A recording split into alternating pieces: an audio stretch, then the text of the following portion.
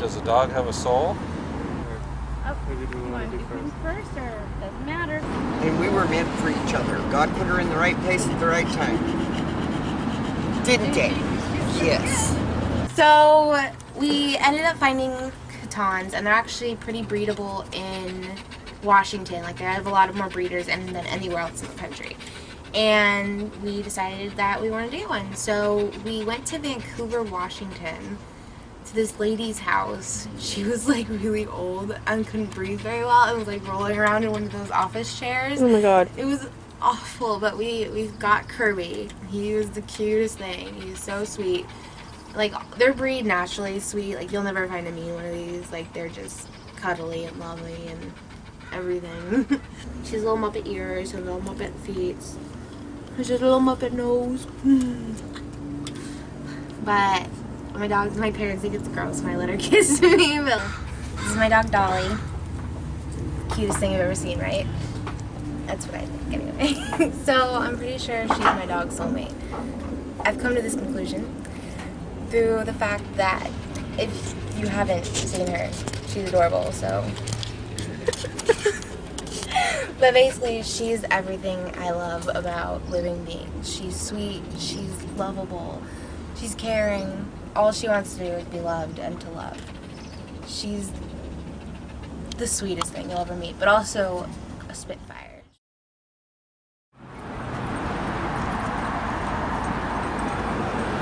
And she was dumped at my motorhome about 11 years ago. She was only about not even 6 weeks old. Molly, give me 5. Thank you. You're a good girl. Yeah. You're a good dog. She's an exotic blend. She's Shar-Pei, Pit Bull, Dachshund, and Terrier. And I think part of it is the abandonment that happened. She was so happy that it was like the day that she was dumped, it was raining miserably. And I could just hear her crying outside the motorhome door for about 3 hours. And I finally decided, okay, I'll go out in the pouring down rain. I didn't have my slicker because it was September. Everything was under the bed. And I finally went out and found her. She was only about that big. So I think she was just glad to be found and loved. And she's just been loyal ever since. Are you a happy dog? Are you a happy dog? Are you a happy dog? Oh, speak. Isn't that a speak? No. No. Speak. There's a speak. Oh, there we go. You do.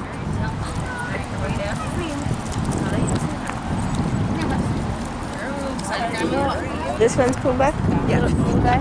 Hi. You're so cute. You are so cute. Well, at first we were living in an apartment, and so we needed a smaller dog. And we were just looking for a nice household dog. Sorry. That's right. And so we were looking into dogs that would work well with children, and Pomeranians just kept popping up, and so we went and looked at him and decided, okay, we'll get him.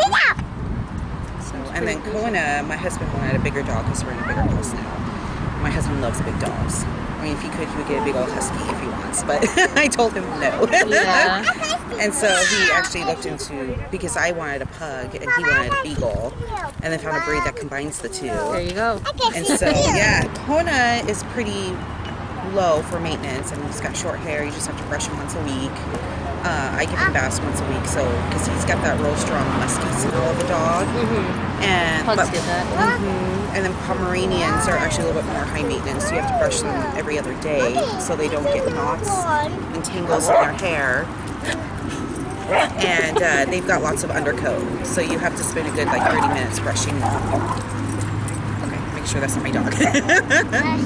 And so, yeah, Pomeranians are a little bit more higher end, more maintenance. 'Cause he has to actually go in and get haircuts about once every 2 to 3 weeks, or actually 3 weeks is when we go.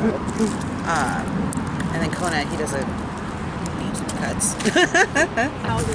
Yeah, bigger for his breed, which I found out.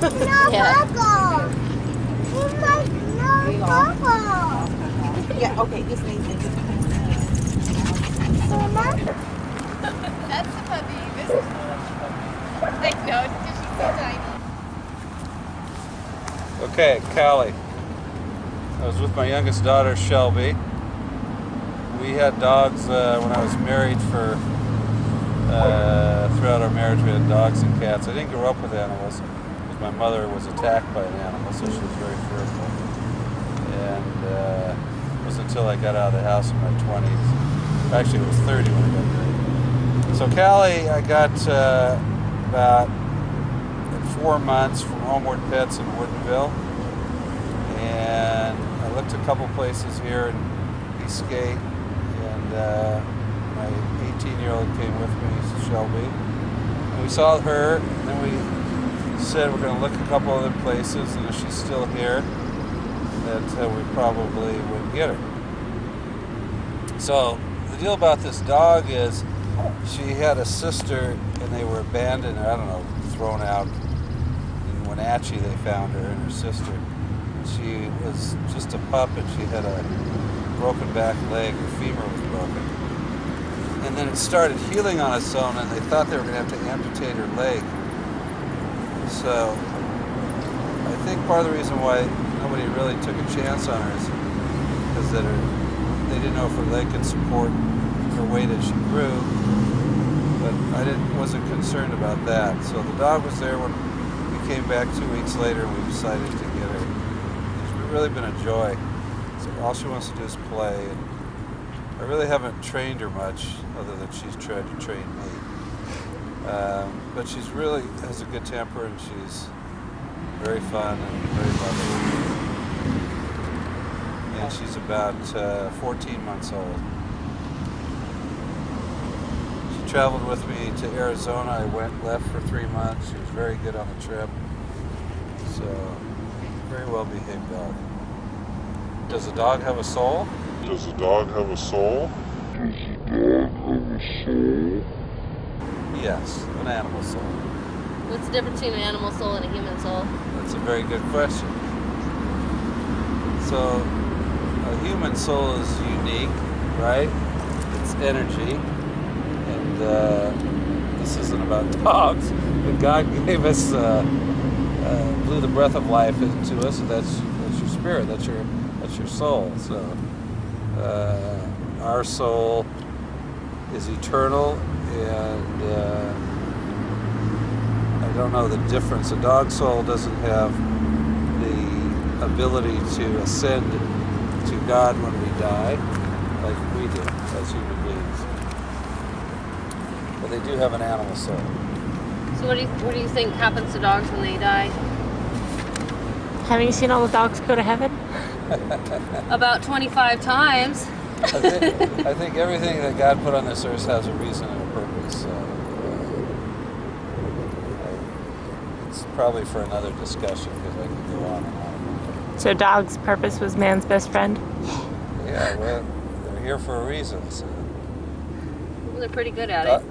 They trace dogs back to 5,000 years. Just like man, probably started with one breed of dog, and then there was a bunch of interbreeding, and that's why we have all these different types of dogs. Fire out the questions, my man. The question I would ask would be, does your doggy bite? Does she? Well, obviously they're capable of doing it, but... My dog, when I got her, Hi. wanted to play rough when she had baby teeth.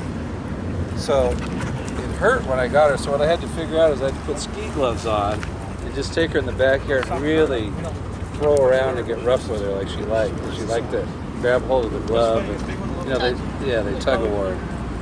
So I noticed a couple times when we were playing, her mouth was a little bloody and she lost a baby tooth. But they do that anyway. And she just loves to play. She's all play. Oh, lovely.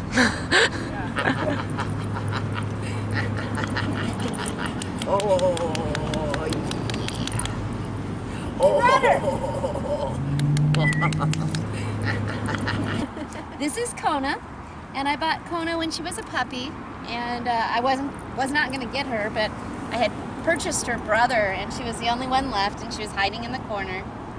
And she's still very shy. She lost her brother 2 months ago, but she's a really good girl. She's a lot of fun. She's kind of prissy. She doesn't like mud puddles. She always likes to be clean. And she doesn't think she's a dog. What does she think she is? A person. She goes, why do we go to the dog park, Mom? I just sit here and look around and go, what? Maybe she's trying to act more like you.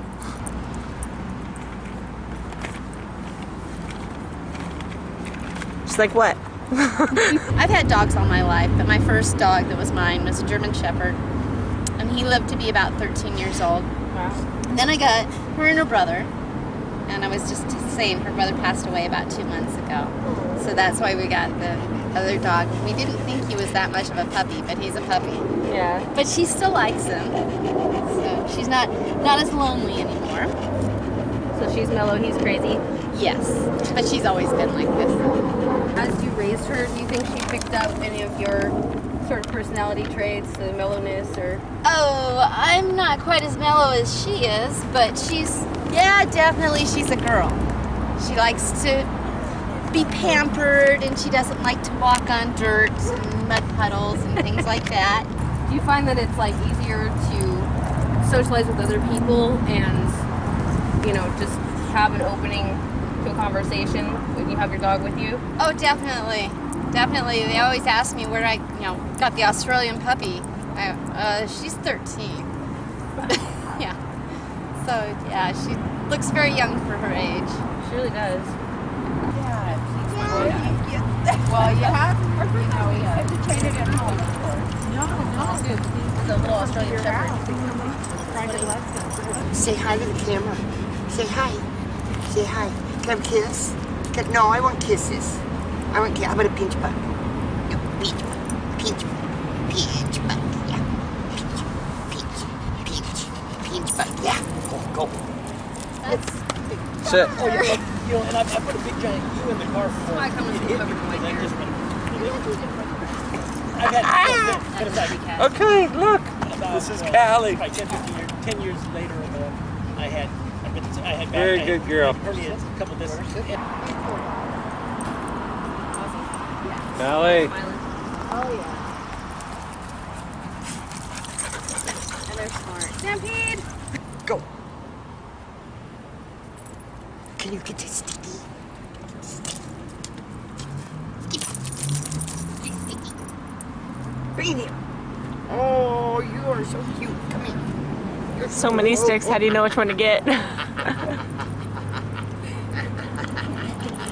Oh, yeah. Oh. You want your bag? Pumbaa's having a moment. Yes, he's having a moment. But yeah, Pomeranians are more maintenance than a puggle. So, Yeah. yeah.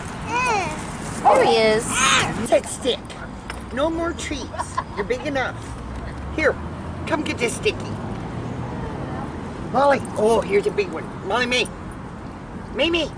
Molly, look. Molly, look here. Molly, come. She doesn't listen well. So, I've always thought that when you own a dog, or like when you get a dog, it's kind of like you're buying a pass into this community that you've never been in before. I always thought like people who had dogs, like it showed something about them. It showed that they were loving and could take care of something, you know? While I understand that this isn't always true, like some people do abuse their dogs, which I just find deplorable. Oops. It's more like when you meet someone and you have something in common with them, like having a dog, and you talk about your dogs. It's a lot easier to be like socially. I mean, it's a lot easier to be connected to this person because you have something in common. It's an icebreaker. Yeah, it is. It really is an icebreaker.